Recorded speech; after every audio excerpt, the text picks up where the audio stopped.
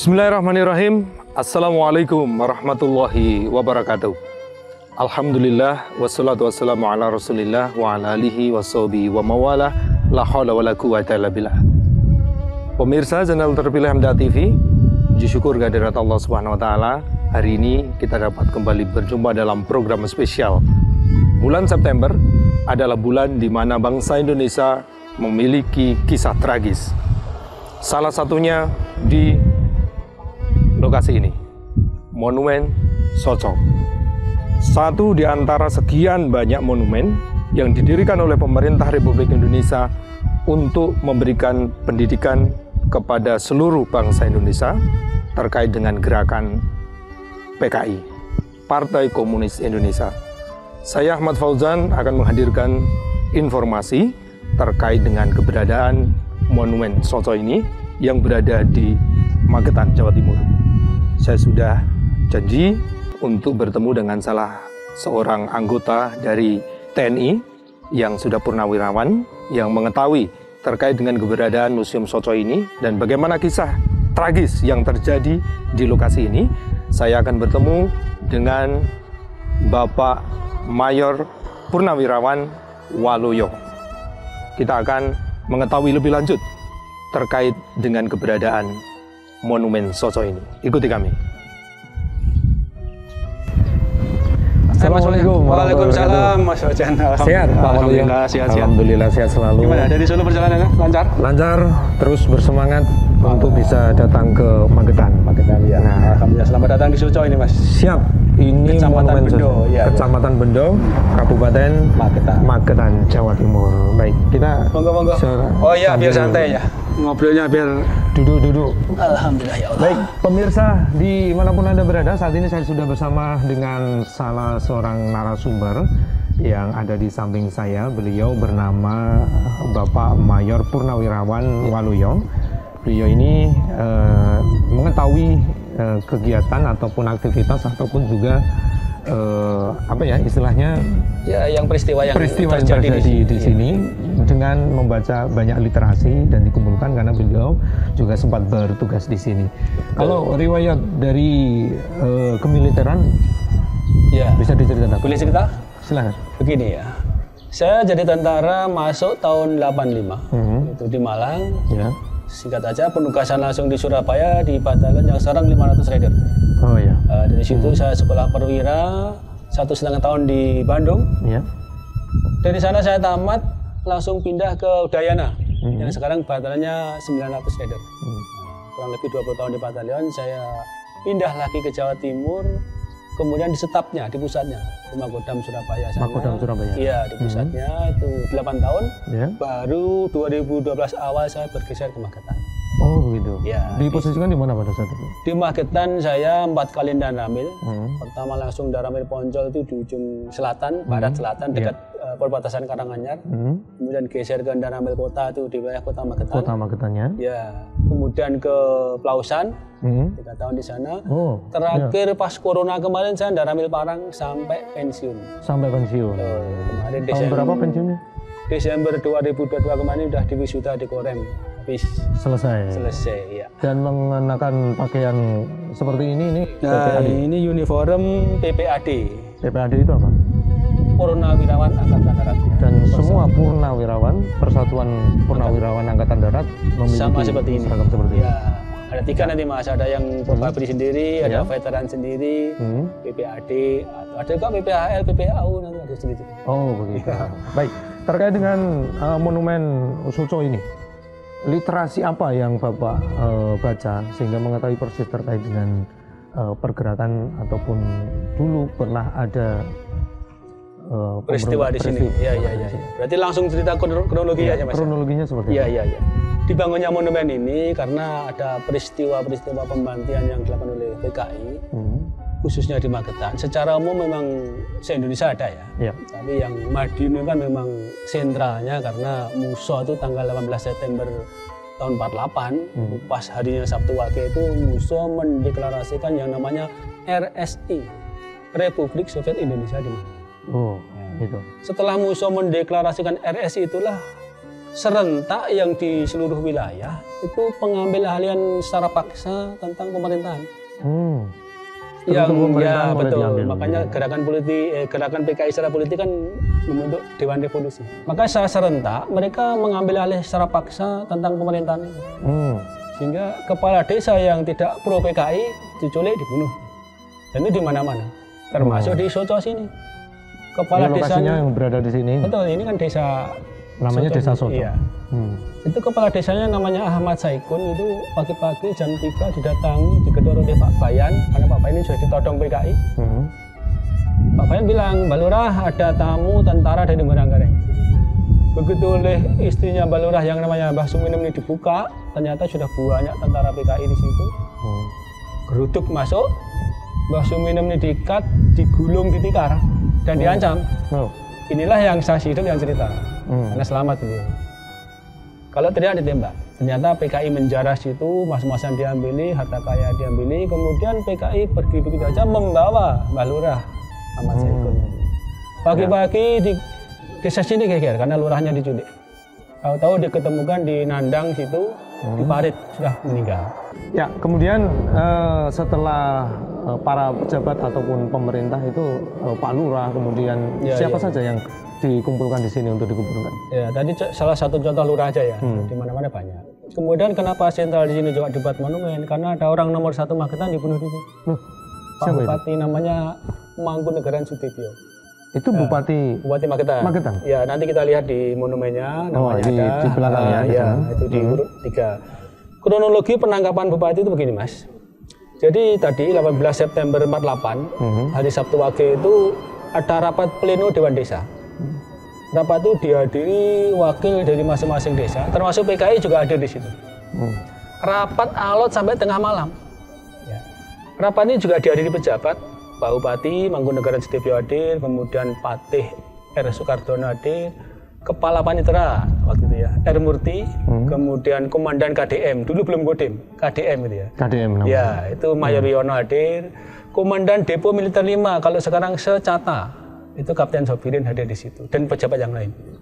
Nah, itu alot sampai tengah malam. Kenapa alot? Karena dalam rapat itu PKI mengusulkan yang tidak masuk akal. Usulan PKI adalah supaya tanah bengkok itu dibagi rata.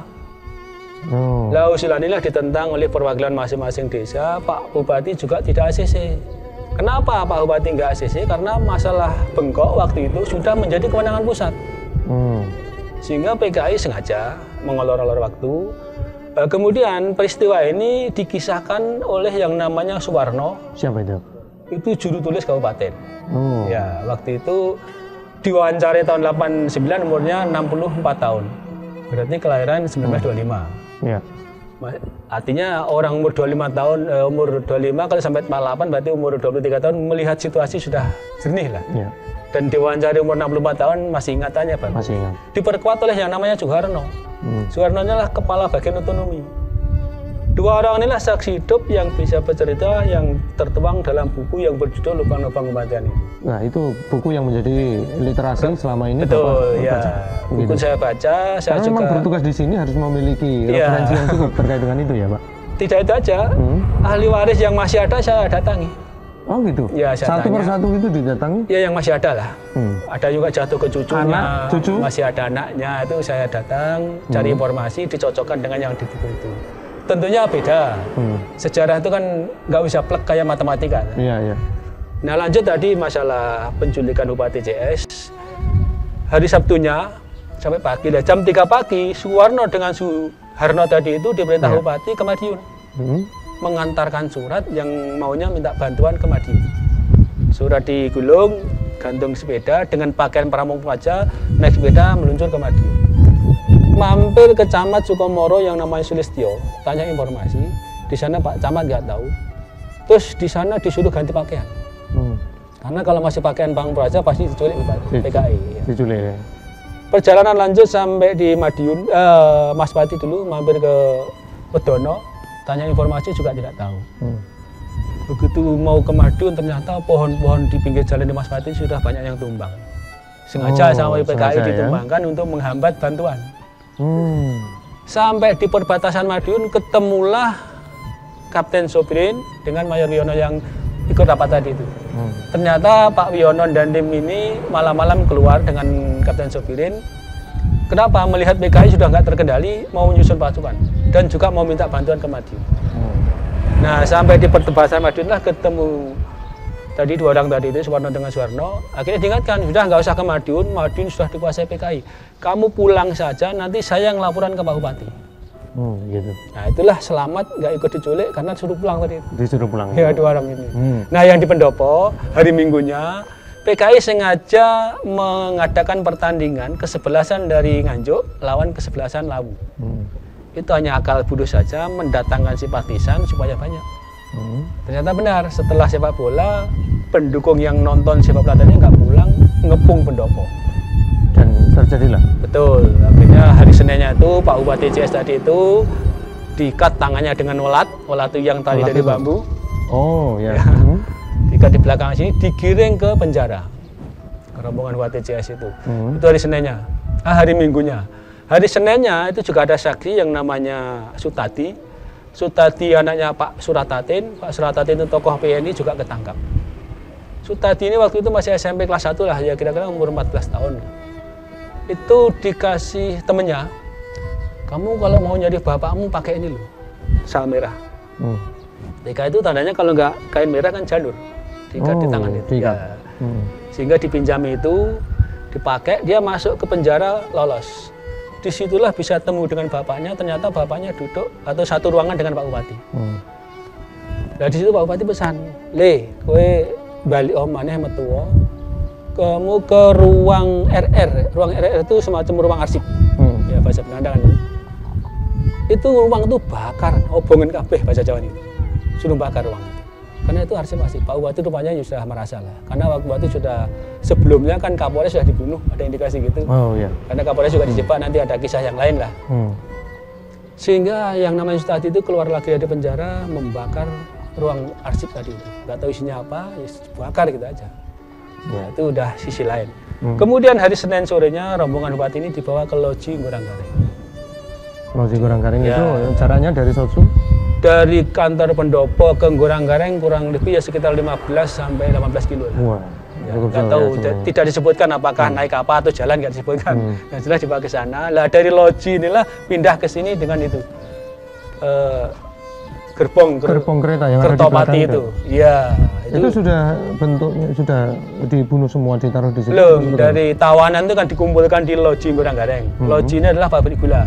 Sekarang dipakai SD Rejosari sana. Dari sana tawanan itu dipindahkan ke sini. Memang dia sudah menyiapkan tempat eksekusi di sini. Sumur. Betul, sumur ini. Berapa sumur yang ada di sini? Ada 2 sumur. Yang satu sebelah utara sana itu dalam buku terisi 30, yang di sini terisi 70. Berarti total yang dikubur di sini, di sumur ini, jumlahnya ada berapa? Semuanya 108. 108 ya. Kan yang 60 kemudian sisanya nggak terkenali. Tapi versi orang-orang tua di sini bisa 300 lebih. Oh gitu? Ya. Jadi ada kemungkinan memang lebih? Ya kalau kita data si A si B yang hilang waktu itu bisa jadi. Tapi yang ditemukan di sumur ini tengkoraknya adalah di sini 78, yang di utara 30. Sehingga 108. Begitu. Kemudian kenapa yang ada dikenali? Ya contohnya seperti Mbah Sulaiman Surabandi waktu dibunuh di Sel Hijau, itu bisa dikenali. Karena ada tanda-tanda yang ada di pengenalnya begitu. Iya, ada juga yang namanya gak disebutkan di buku, tapi anaknya yang cerita ya, yang Sumarsono itu melihat, yakin itu jasad bapaknya. Kenapa? Pakai sarung merah. Berarti memang itu sebuah aktivitas yang memang dirahasiakan oleh orang-orang. Awalnya dirahasiakan sampai 3 bulan baru ketemu itu. 3 bulan baru bisa diketahui kalau di sini. Gara-gara ada yang kesurupan ngigo tadi itu. Begitu. Ada yang mengigau, ada yang ngaku dia. Mengaku. Nah, dalam proses kesurupan itu ngaku bahwa dia ikut membantai orang-orang itu, ngaku di sumur sini. Maka dicarilah. Betul, akhirnya orang ini setelah sadar diserahkan ke tentara, diinterogasi lebih dalam, disuruh menunjukkan tempatnya, ditunjukkan di sini.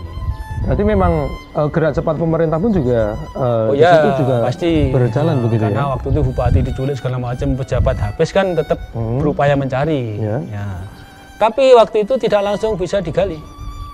Karena waktu itu agresi militer Belanda kedua tadi datang Belanda, sehingga nggak berani gali. Ya sehingga di awal tahun 50 baru ini digali. Ya Tapi yang diketahuinya itu belum, ya betul. 3 bulan setelah peristiwa diketahui menggalinya awal tahun 50. Berarti September, Oktober, November, Desember, ya 4 bulan berikutnya lah. 4 bulan berikutnya baru bisa digali, kemudian diidentifikasi. Tentunya sudah menjadi sudah banyak yang tulang belulang ya. Katanya si Sukarjo Kuret, yang orang yang ikut gali, nah itu sebelum menggali disuruh puasa, itu dengan cara melanda. Melanda itu misalkan ini sumurnya, dia dari sini. Pelan-pelan. Nah, jadi langsung diambil ke bawah. Oh, dari bawahnya. Ya, dan enggak diambil dari atasnya enggak, jadi dari samping ke dalam ini. Pelan-pelan. Apakah mereka itu juga sengaja mempersiapkan sumur-sumur itu? Betul. Itu memang sebelum peristiwa itu mereka sudah menyiapkan lubang dan sumur. Sudah ada pemetaan begitu ya. Di daerah ini ada sumur, di sini ada sumur. Nanti diarahkan ke sini. Betul. Gitu. Makanya sebenarnya lor itu enggak nyampe ke sini. Gerbong itu. Ini ada semacam rel darurat. Oh, dibuat? Ya. Dibuat rel darurat. Sebagian dilepas, diarahkan ke dekat sumur itu. Oh. Ya tentunya nggak dekat betul, mungkin ya sekitaran sini lah orang begitu turun terus digeledah ke sana. Oh, begitu. Ya. Baik, nanti kita akan mengetahui lebih jauh ya, termasuk nama-namanya. Ya, monggo. Yang ada di belakang sana, di sana ada sumurnya, kemudian ada prasasti, ya. Nama-nama di situ ditulis untuk mengingatkan kembali bahwa kita pernah terjadi peristiwa seperti itu dan berupaya untuk tidak terulang lagi. Betul, harus itu yang penting. Berhati-hati, harus terus waspada dengan gerakan-gerakan yang memang merugikan negara ini, bangsa dan negara. Kita ke belakang ya Pak ya? Monggo. Ya. Baik pemirsa, kita akan menuju ke belakang mengetahui, karena ini dibagi menjadi berapa Pak? 3 ya? Dari depan ada pendoponya. Ya, ini pendoponya yang biasanya aktivitas, untuk pertemuan begitu. Kemudian di belakangnya itu ada keretanya apa tuh? Gerbong Kertopati yang untuk mengangkut para tawanan tadi itu. Kertapati namanya, itu gerbong kereta ditaruh di sana. Kemudian di belakangnya sumurnya di sana. Sumurnya. Ya. Dan di sebelah sini sampingnya ini adalah lapangan. Setiap tanggal 1 Oktober Pemkab Magetan memperingatinya di sini. Oh, kegiatan memperingati upacaranya Kesaktian Pancasila yang ada di sini begitu. Terpusat di sini. Baik. Langsung kita menuju ke belakang. Monggo.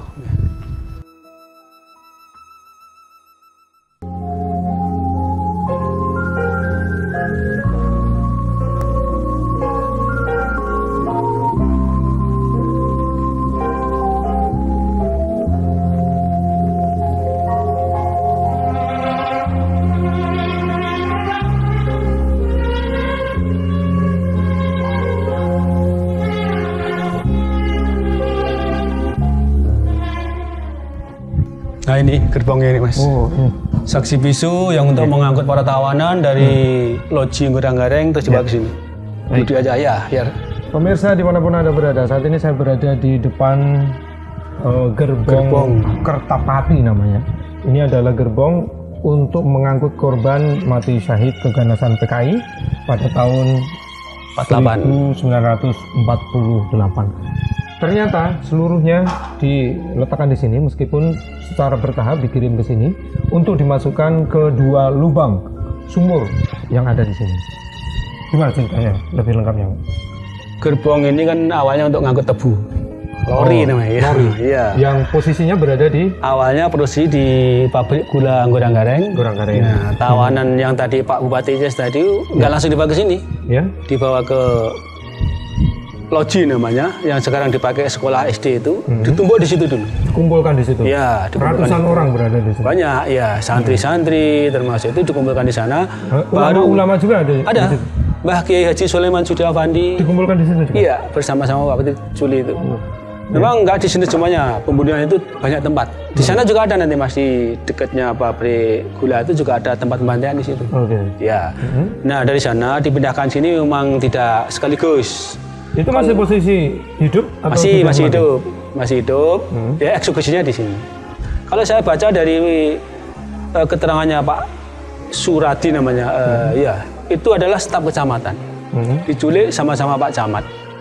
Kemudian yang nyulik juga pegawai kecamatan namanya Sutikno, camatnya Sudarno.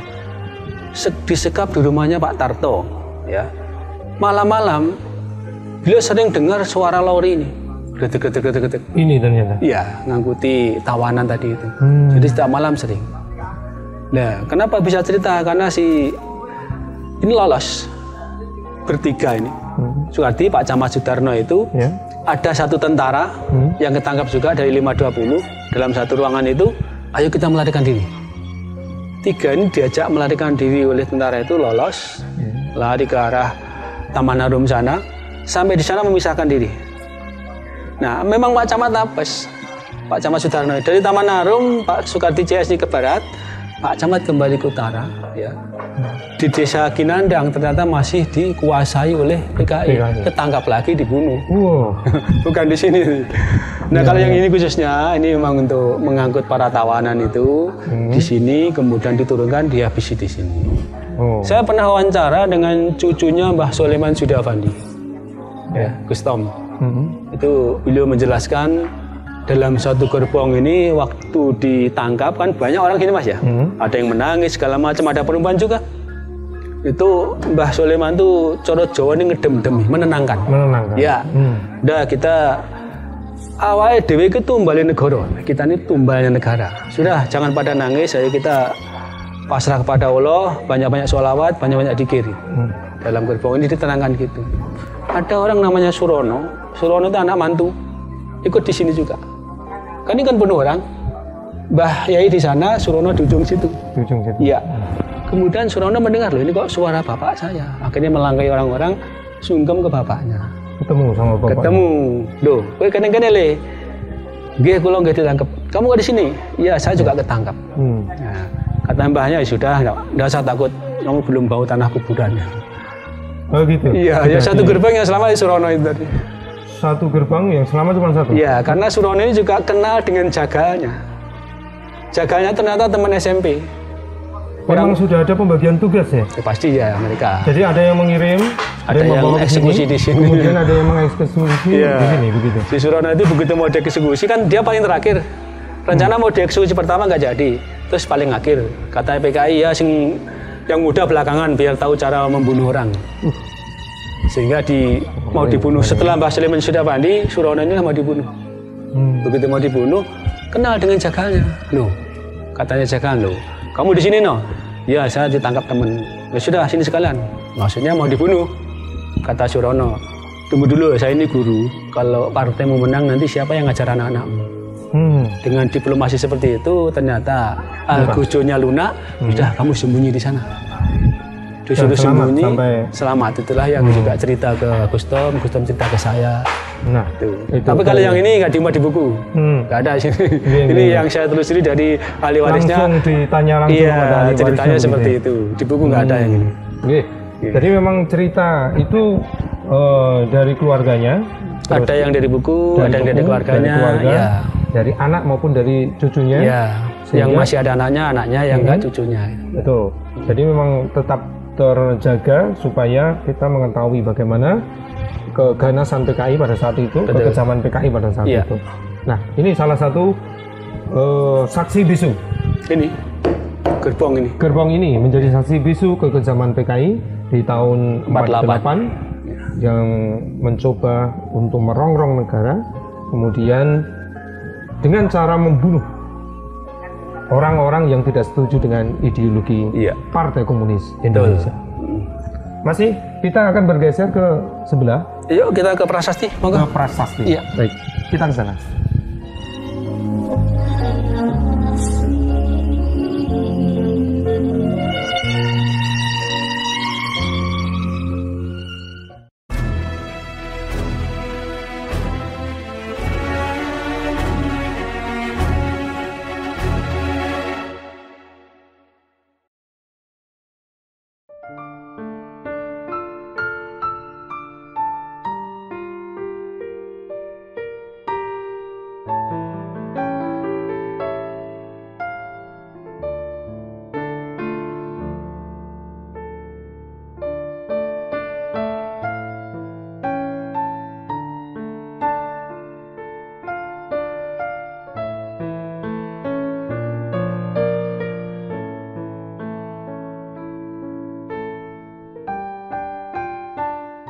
Ya, pemirsa MTA TV dimanapun Anda berada, saat ini saya berada di Prasasti, tempat mati syahid para pahlawan korban pemberontakan PKI tahun 49 yang ada di Monumen Soco.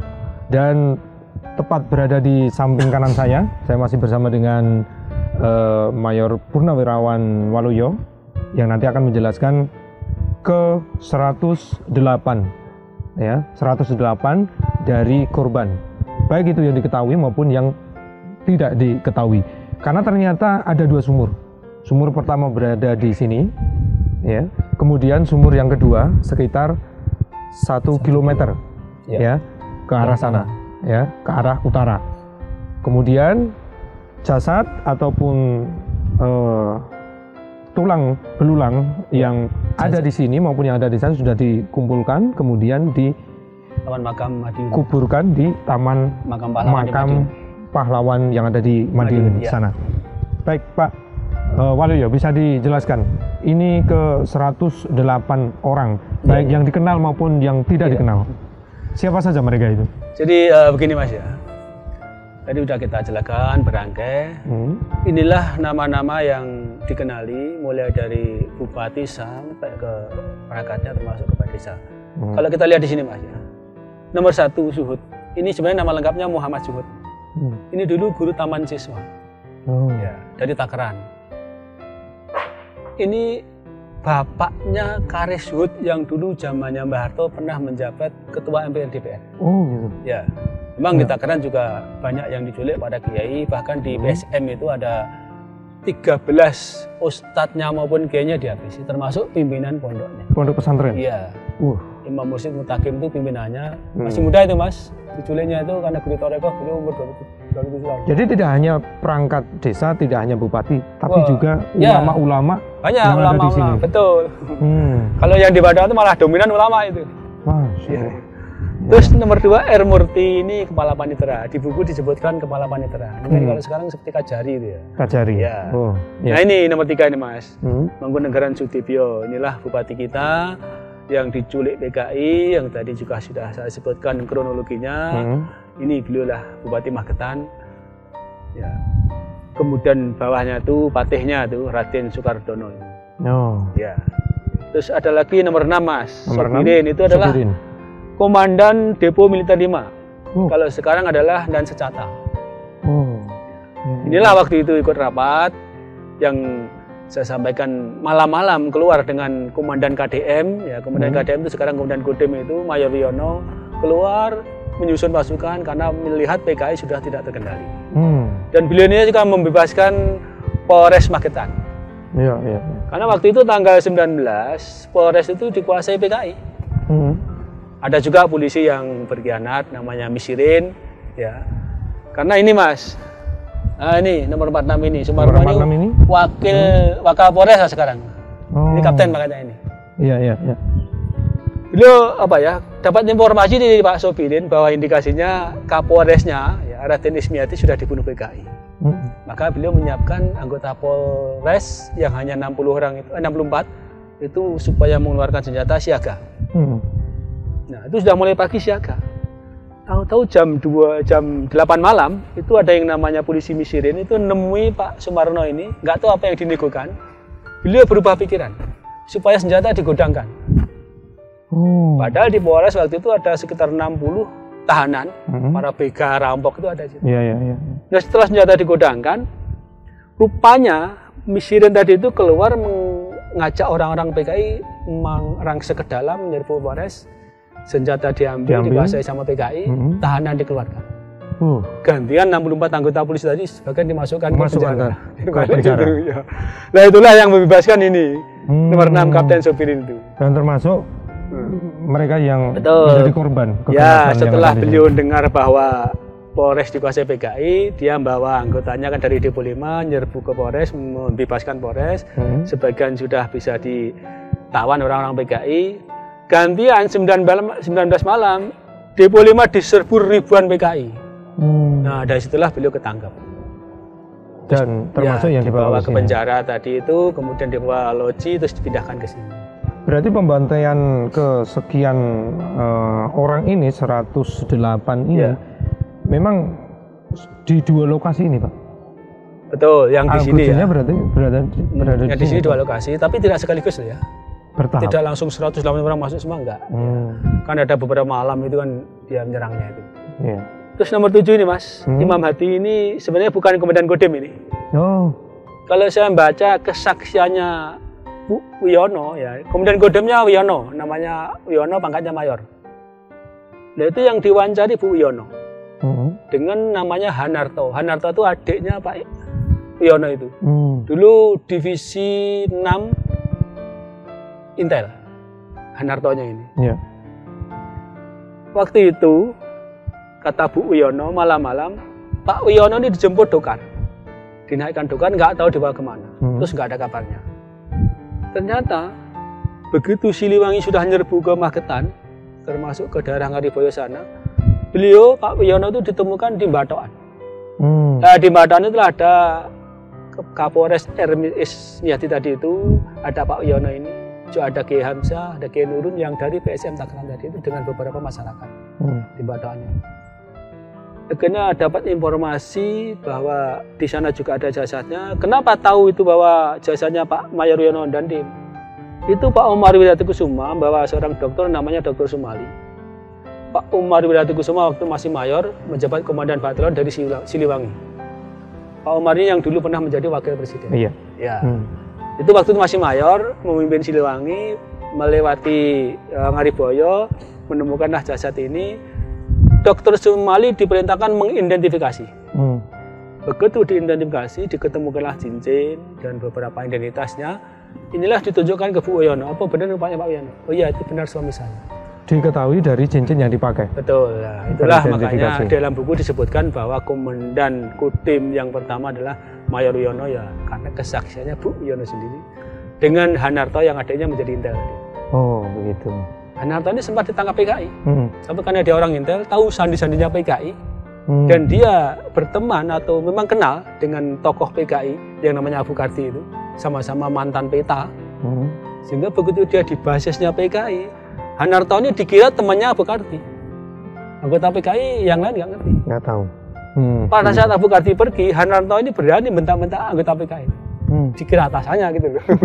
Makanya dia bisa meloloskan diri, selamatlah pulang ke Ngawi. Sampai di Ngawi dengan informasi kakaknya dibunuh PKI juga itu, terus dicari ketemu di Batoan, dipindahkan ke makam keluarga di Manggujaya. Bersama kakaknya yang lurah Manggujaya namanya Kandar, dimakamkan di sana. Iya. Ini ya. Terus mana lagi yang tokoh-tokoh? Soleman Sudiapandi. Ini Mas lengkapnya nomor 12 ini Soleman Sudiapandi. Oh, itu Kiai ya, dari Mojopurno. Ini Kiai? Kiai. Beliau udah berpikiran maju. Zaman itu saja sudah membuat pabrik penyamaan kulit, kemudian pabrik rokok kretek. Bahkan cita-citanya mau membuat pabrik gula Nyaingi milik Belanda yang di Maranggareng itu. Oh iya. Ya. Pinter ya. Peninggalan Belanda ya. Iya. Ada lagi ya ini Suratatin. Ini tokoh PNI Mas. Ini yang waktu ditahan satu ruangan dengan Pak Bupati. Suratatin. Iya ya. Tadi yang masuk dalam cerita tadi. Yang ngisahkan anaknya yang namanya Sutadi itu. Ini unik Mas ini Mas. Bu Suratatin ini ada nama Cipto, jangan salah. Nah itu nomor 10 Sucipto ini Mas. Itu yang ini ya. Iya. Gini, saya bilang jangan salah. Karena gini, nanti kalau Magetan tuh PKI menang, Magetan sudah dikuasai, yang jadikan bupati dan namanya Sucipto. Tapi bukan ini. Cipto yang camat Panean yang sudah menjadi PKI. Oh. Ya, itu yang mau jadikan bupati. Jadi bukan yang ini. Ada kisah menarik setelah dikuasai Siliwangi, tokoh-tokoh PKI sudah ketangkep, termasuk Sucipto yang dari Panean tadi itu, termasuk Sipong, itu yang juga mau jadikan komandan militernya, itu dieksekusi di alun-alun. Ya, dilihat orang banyak. Nah, sebelum dieksekusi disuruh minta maaf. Minta maaf, tapi Cipto itu minta maaf oleh warga nggak diterima, malah dihujat. Bu Suratatin itu diam-diam bawa pisau dapur, mendatangi yang namanya Cipto itu, tanya, suami saya kamu bunuh di mana? Ciptonya bilang, saya tidak tahu. Saking marahnya telinganya Sucipto ditarik, dipotong dengan pisau dapur. Sama Bu Suratatin. Yang cerita adalah Sutati anaknya itu, yang waktu itu umurnya sekitar 14 tahun lah SMP. Secara umum ini adalah tokoh-tokoh, kemudian juga yang kebanyakan tokoh PNI, terus GPII, ya itu. Sehingga memang karena sudah lamanya di sini baru di awal tahun 50 baru digali, banyak yang rusak sehingga nggak dikenali. Tidak dikenali. Ya. Nomor 68 sampai dengan 108 tidak bisa sekitar 40 orang ya. Sekitar 40 orang baru tidak bisa teridentifikasi karena memang sudah terlalu lama ya Pak ya. Sudah membusuk begitu. Ini juga ada cerita unik Mas Wah ini. Sakiti ini adalah seorang guru namanya Vervok. Itu suami istri gitu? Betul. Sakiti ini. Ini harganya mahal ini. Kenapa? Setelah ini dari Tanjung Mas, sana desanya. Setelah Lurah Tanjung, Sumat Mojo itu ditangkap PKI, dibunuh, PKI mencari yang namanya Sakiti ini. Nggak ketemu. Karena nggak menemukan Sakiti, seluruh orang laki-laki di desa Tanjung itu disandra ke sini. Bawa ke sini. Bawa ke sini? Iya. Ini kan tokoh PNI, juga waktu itu aktif memberi pemahaman pada anak-anak muda itu, juga kepala koperasi desa. Nah, Sakiti cari-cari nggak ketemu, rumahnya Sakiti dijarah habis koperasi desa itu. Akhirnya begitu Sakiti ketangkap, bawa ke sini, tadi Sandra tadi itu, orang laki-laki desa Tanjung dilepas. Nah, setelah Sakiti dibunuh di sini, ya, Nyonya Sakiti dapat informasi, suami udah dibunuh. Dia pengen meyakinkan kalau udah mati jasadnya di mana. Ada seorang PKI yang masih punya nurani namanya Sujadi. Dua anak ini diselamatkan, dikasihkan yang namanya Jalim Ansori. Yang cerita Jalim Ansori itulah yang cerita sampai hari ini. Yang cerita bahwa kronologinya seperti Jalim Ansori itu. Anaknya dititipkan di situ. Anak ini depresi, beberapa minggu nggak mau makan. Akhirnya dijemput kakak adiknya Sakiti yang di Solo. Sampai hari ini di Solo. Di Solo tinggalnya. Ya. Waktu itu maunya telusuri ke rumahnya, tapi ya sudah pindah ke Solo kan guys. Iya. Sedikit Pak, apa yang melatar belakangi mereka begitu ganas, mereka begitu sadis dengan perbuatan-perbuatan yang tadi dijelaskan oleh Pak Waluyo? Apa yang menjadi tujuan mereka sebenarnya? Doktrin PKI kan seperti itu Mas. Ya. Bahwa perebutan secara paksa itu memang harus dilakukan. Penggulingan secara paksa. Iya. Doktrinnya gitu. Memang karma kan gitu. Bahwa agama itu kan candu. Jadi mereka nggak kenal namanya agama, dosa nggak kenal. Ya, membunuh orang seenaknya saja. Dalam waktu 75 tahun ini Taufik Ismail ya kan. Itu mereka membantai 74 juta manusia. Atau apa ya? Dalam waktu 75 tahun membantai 75 juta manusia. Bayangkan itu kalau dihitung tiap hari 4.500 dibantai. PKI kejamnya gitu. Iya. Ya, termasuk di Indonesia itu. Karena memang menganut ideologi seperti itu. Iya. Untuk tujuan keinginan mereka bisa tercapai begitu. Iya. Dan ini untuk anak muda yang hati-hati ya. Pesannya apa Pak? Betul. Karena gini, mereka membalik lidah bahwa seolah-olah jika bakal PKI itu umat Islam. Yaitu bisa dibilang salah, bisa tidak. Karena kan kronologinya PKI ini yang bawa ke Indonesia sebenarnya kan Hendrikus Franciscus Sneflit Mari Sneflit. Ya. Itu tahun 1914 dengan membawa ISDP datang ke Indonesia. ISDP itu Indi Sosialis ya, Demokrasi Verenigde. Semacam asosiasi buruh lah. Itu dibawa ke Indonesia, dipromosikan ya, bahwa dia dengan tujuannya bagus waktu itu. Ingin mensejahterakan rakyat, kemerdekaan Indonesia, petani ya. Kemudian yang paling melawan dominasi kapitalis barat. Nah inilah yang juga oleh SI diterima dengan baik. Karena waktu itu masih Syarikat Dagang Islam ingin makmurkan rakyat dengan iming-imingnya Henry Sneflit seperti itu diterima. Henry Sneflit dengan teman-temannya 85 orang menawarkan itu, sehingga HOS Cokroaminoto dirayu anak buahnya boleh ikut. Ada kurang lebih 800 orang bergabung ke PKI. Karena waktu itu belum tahu PKI. Belum muncul. Belum ada PKI itu ya. Sehingga dari situlah yang dibilang umat Islam katanya jika bakal PKI itu. Tapi dalam perjalanannya ya, setelah mereka dompleng ke SI kuat tahun 1917, orang-orang ini dihasut supaya buat kerusuhan. Pabrik-pabrik Belanda dibakar, perkebunan, sehingga Belanda marah, banyak yang ditangkap. 1920 inilah baru ketahuan kedoknya sedikit. Diadakan semacam konferensi itu di Solo atau Semarang itu, berubah dari ISDP berubah PKH, Perserikatan Komunis di Hindia Belanda. Lalu komunisnya sudah muncul. Nah dari situlah sudah umat Islam yang tahu sudah banyak yang keluar. Makanya kan ada SI merah, SI putih. yang masih bergabung merah itu ya, dari SI merah, itu yang ada di Semarang, kemudian SI putih yang ada di Surabaya itu. Berarti nanti 1924 nyata-nyata ada berubah menjadi PKI, Kongres yang kedua itu. Berarti memang ini strategi mereka cukup jangka panjang ya, jangka panjang memang. Dan terukur. Betul. Ya. Itu dibubarkan kan setelah 1926 oleh Jepang, oleh Belanda dibubarkan. Tapi mereka bergerilya terus walaupun dibubarkan. Pesan untuk generasi muda supaya tetap berhati-hati dengan ideologi komunisme.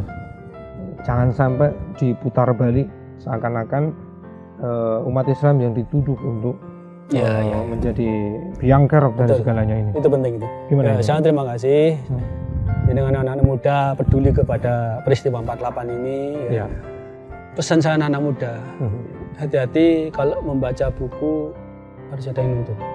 Kenapa? Aidit itu rusaknya gara-gara baca bukunya Karl Marx. Dia bisa seperti itu. Dicerna sendiri, tidak ada yang membimbing, merasa itu benar. Dipikir-pikir sendiri, begitu. Padahal kan awalnya Islam juga kan. Tapi saya mendengarkan penjelasan Habib Rizik kemarin, hati-hati. Aidit dengan T dengan Aidit dengan D itu beda lah. Kalau yang Aidit diakhiri dengan D adalah itu ada dari Arab. Silsilahnya. Iya betul. Kalau yang ini adalah ya PKI itu. Hati-hati di situ anak-anak muda ya. Pada saat belajar harus ada yang membimbing, ada yang mengarahkan. Kalaupun membaca buku-buku yang di luar keyakinannya, ya jangan langsung ditelan mentah-mentah. Sharing dengan yang ngerti. Dan yang penting adalah tadi itu pelajari sejarah, karena ini sudah dikaburkan bahkan dihilangkan. Hari ini kita merasakan sendiri ya, kebangkitan mereka seperti itu. Anak-anak muda yang jangankan di pelajaran sekolah kan sudah nggak ada. Sehingga kalau mereka nggak berupaya sendiri dijelaskan seperti ini, nggak baca sendiri, nggak tahu bahwa PKI itu biadab. Oleh karena itu kita mencoba untuk menghadirkan tayangan-tayangan seperti ini untuk mengedukasi masyarakat. Betul. Untuk terus berjaga-jaga, terus kuat dengan akidah Islamnya, sehingga tidak larut ataupun terbawa oleh arus tawaran-tawaran ideologi-ideologi selain daripada ideologi yang ada di Islam ataupun juga di negara kita di Republik Indonesia ini. Nggak mungkin PKI itu bisa bersatu dengan Pancasila. Wong dia ideologinya komunis anti Tuhan, Pancasila kan ketuhanan yang besar. Nggak mungkin bersatu. Di Indonesia itu nggak bisa. Nggak bisa. Baik. Kalau terkait dengan aktivitas yang ada di sini, Pak, ini memang sering dikunjungi oleh masyarakat sekitar untuk monumen ini. Kemudian kalau lapangan ini juga difungsikan sebagai peringatan-peringatan. Betul. Gitu, Pak. Ya. Ada memang terutama dari pondok-pondok pesantren itu juga mengagendakan kunjungan ke sini. Ya, dijelaskan tadi itu. Kalau yang tadi yang saya jelaskan pondok PSM itu ada agenda rutin. Ya, menjelang 1 Oktober doa bersama di sini. Itu agenda rutin itu.